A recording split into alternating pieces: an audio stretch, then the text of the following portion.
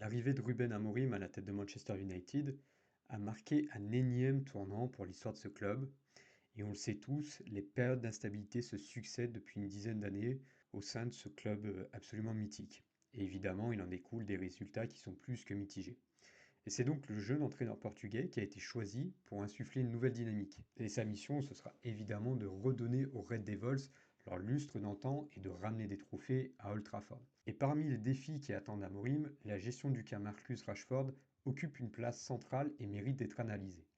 Parce que l'attaquant anglais, pur produit du centre de formation de Manchester United, a longtemps été considéré comme un joueur talentueux et prometteur, capable de fulgurance et de gestes de génie. Ses statistiques et les commentaires de ses anciens entraîneurs le montrent, c'est l'un des meilleurs joueurs du club depuis déjà plusieurs saisons. Mais ses performances sont irrégulières et il peine à confirmer tout son potentiel.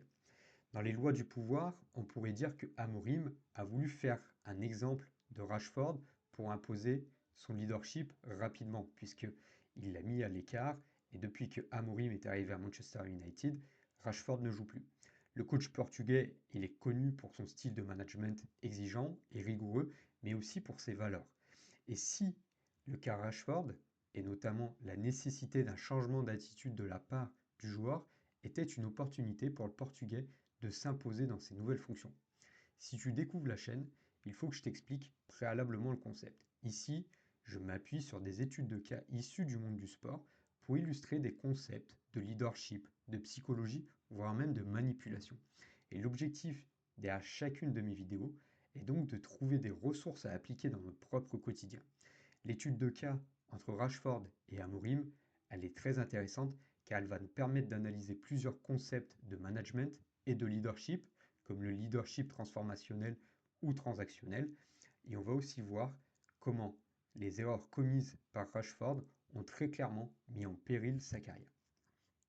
Alors l'arrivée de Ruben Amorim à la tête de Manchester United marque un nouveau tournant pour le club, je le disais dans mon introduction. Sa réputation de manager est exigeante, il a un style de leadership affirmé qui ont rapidement fait de lui le personnage central dans le vestiaire des Red Devils. Et la gestion du cas Marcus Rashford en est un exemple probant qui illustre une approche managériale qui va mêler à la fois de la fermeté, de la communication et le soutien de la direction.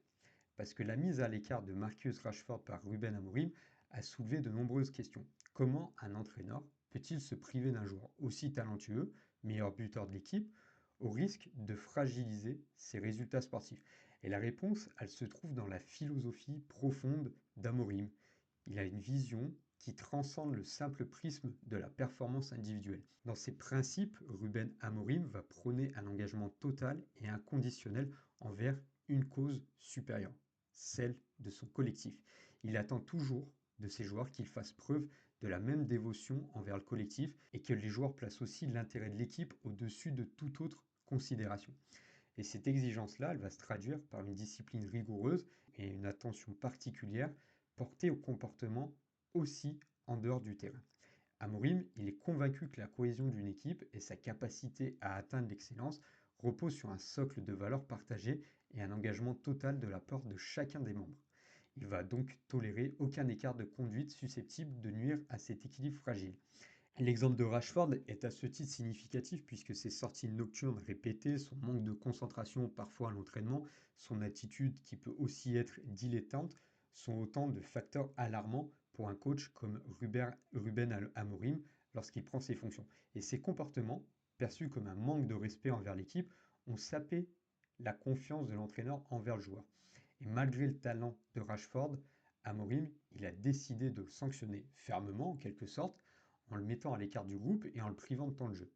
Et cette décision radicale s'inscrit dans une logique de cohérence et d'exemplarité. Amorim, il veut envoyer un message clair à son groupe, aucun joueur n'est au-dessus des règles et la discipline est une valeur non négociable. Il s'agit également de protéger le collectif et de maintenir un climat de confiance et de respect mutuel. Et l'une des premières décisions d'Amorim concernant Rashford a été d'exiger de lui un changement d'attitude. Il a clairement signifié aux joueurs que ses performances fluctuantes et son comportement en dehors du terrain n'étaient pas acceptables.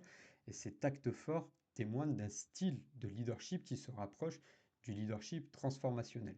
Amorim, il va fixer des attentes élevées il va chercher à influencer le comportement de Rashford et à le pousser à se surpasser en tant que joueur et en tant qu'homme. Alors aujourd'hui, on n'a pas vu les résultats puisque Rashford il n'a toujours pas joué sous l'ère Amorim.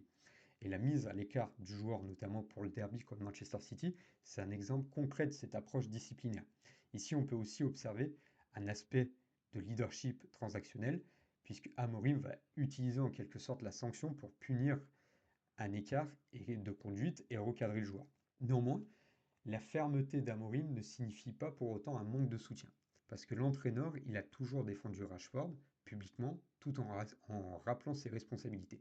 Il a notamment insisté sur le potentiel du joueur et son importance pour l'équipe, ce qui démontre une volonté de l'aider à progresser.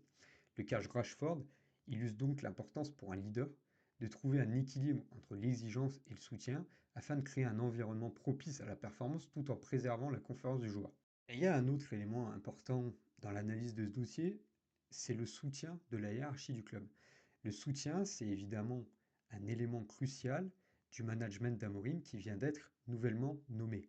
Et la décision de laisser Rashford sur le banc pour le derby, elle a été prise en concertation avec la direction et notamment un personnage qui est central dans la hiérarchie de Manchester United, c'est Sir Dave Brailsford, le directeur du Sport d'Ineos. Et donc, il a été autour de la table au moment de prendre la décision, qui montre que cette décision, elle est le fruit d'une cohésion au sein du staff, une cohésion qui est fondamentale pour instaurer un climat efficace et un climat d'équipe au sein de Manchester United. Et l'unité du staff va permettre de transmettre un message clair et cohérent aux joueurs et de créer un environnement stable et propice à la performance. C'est un environnement qui manque aujourd'hui cruellement à Manchester United. Et on voit donc que la communication d'Amorim ne se limite pas au terrain. L'entraîneur a également des échanges réguliers avec la direction du club pour discuter la gestion de Rashford, par exemple, mais aussi des autres joueurs. Et ce dialogue permanent, il va permettre de partager des informations, d'aligner les stratégies et de créer une cohésion au sein du staff. Et la mise en place de ces canaux de communication au sein du club devrait faciliter la prise de décision et la mise en place d'une stratégie de management cohérente. La gestion du cas Rashford révèle donc une dimension essentielle de la philosophie d'Amorim, la primauté du collectif sur l'individuel. Le talent seul ne suffit pas, il doit être mis au service de l'équipe, nourri par la discipline et encadré par des valeurs fortes.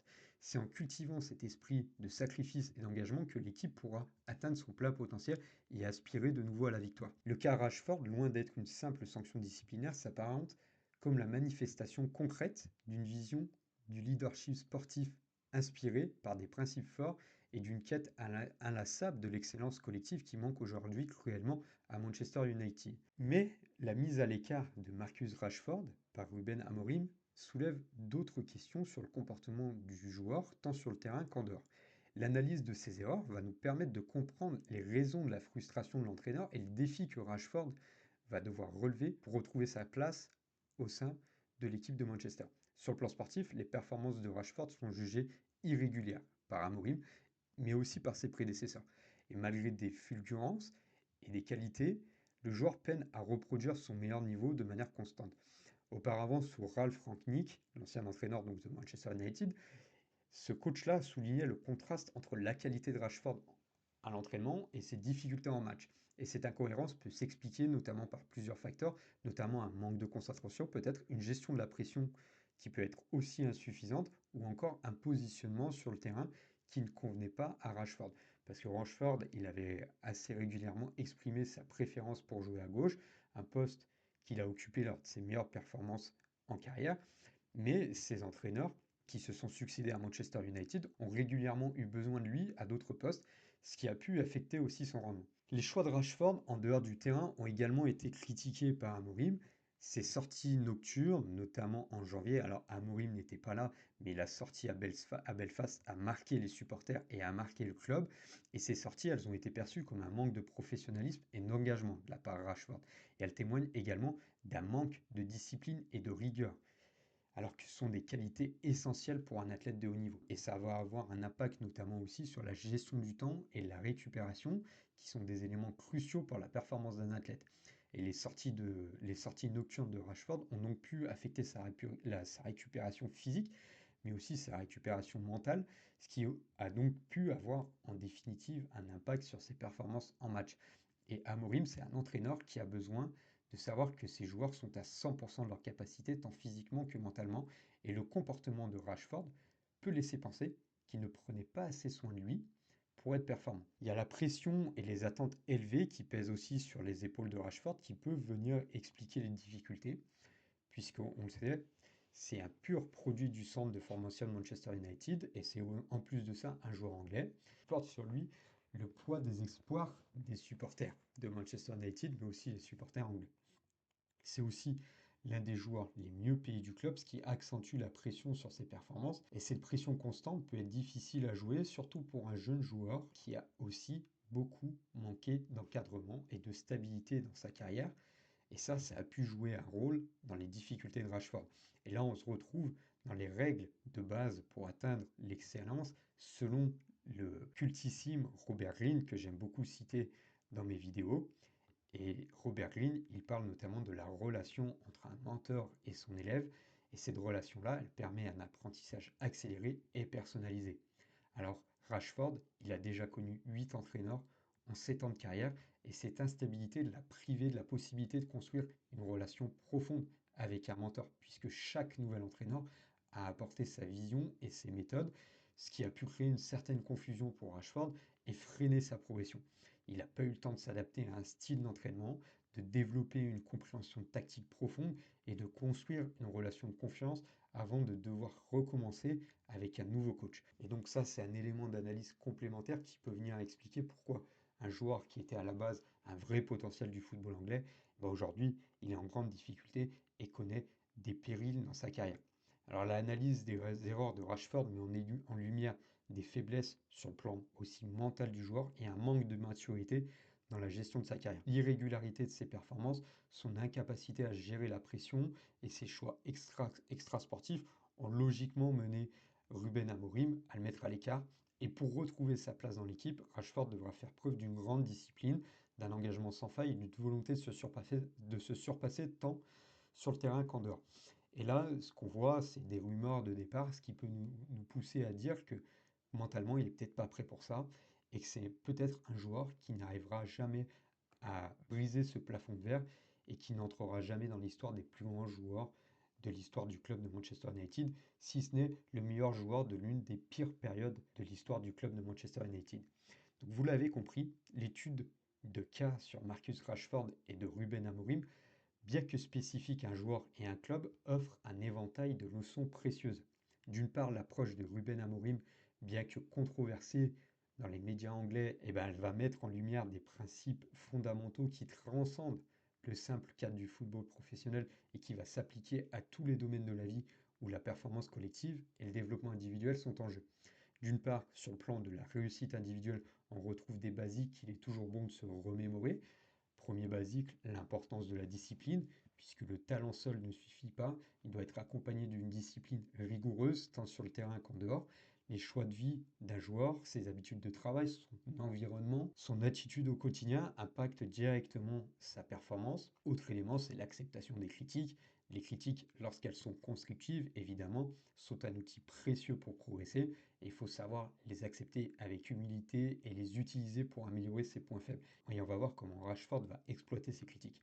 Pour ceux d'entre vous qui sont amenés à gérer des équipes, l'approche de Amorim met également en évidence des concepts importants sur le plan managérial. On parle là d'exemplarité, puisque c'est l'entraîneur qui est un modèle pour ses joueurs. Il doit incarner les valeurs qu'il souhaite transmettre à son équipe. Sa discipline personnelle et son éthique de travail, son attitude au quotidien vont influencer directement le comportement de ses joueurs. Il y a aussi la communication claire et transparente, puisque l'entraîneur doit communiquer clairement ses attentes, ses objectifs et ses règles de conduite à ses joueurs. La transparence et l'honnêteté vont permettre d'éviter des malentendus et de créer un climat de confiance. Ça, c'est ce que fait Amorim lorsqu'il convoque Rashford, lorsqu'il travaille aussi avec son staff et avec le board de Manchester United. Et puis deux autres éléments, la gestion des conflits, puisque les conflits sont inévitables dans un groupe, l'entraîneur doit être capable de les gérer avec équité non pas avec égalité, mais vraiment avec équité, en écoutant les différentes parties prenantes et en trouvant des solutions qui vont préserver l'unité et la cohésion de l'équipe. Et puis enfin, le dernier élément du coach, bien sûr, c'est l'accompagnement individuel, puisque chaque joueur est unique et l'entraîneur doit être capable de s'adapter aux besoins individuels de ses joueurs, de les accompagner dans leur développement et de les aider à atteindre leur plein potentiel. Donc Ruben Amorim vient de prendre ses fonctions, ce sera extrêmement intéressant de voir s'il parvient à faire progresser cette équipe et à faire progresser individuellement chacun des joueurs de Manchester United. Donc voilà, j'en termine ici pour ce podcast aujourd'hui sur le cas Rashford et Ruben Amorim. Si jamais ce contenu t'a plu, n'hésite pas à t'abonner à la chaîne, n'hésite pas à partager aussi cette vidéo. Et puis, donne-moi ton avis. Est-ce que Amorim va réussir à Manchester United? Est-ce qu'il a pris la bonne décision en écartant Rashford? Est-ce que c'est une méthode de management intéressante? Et puis, à ton avis, est-ce que Rashford va rebondir? Voilà. N'hésite pas à partager, à me donner ton opinion, je réponds à tous les commentaires. En tous les cas, si tu es arrivé au bout de cette vidéo, je te remercie grandement et je te souhaite une très belle fin de journée.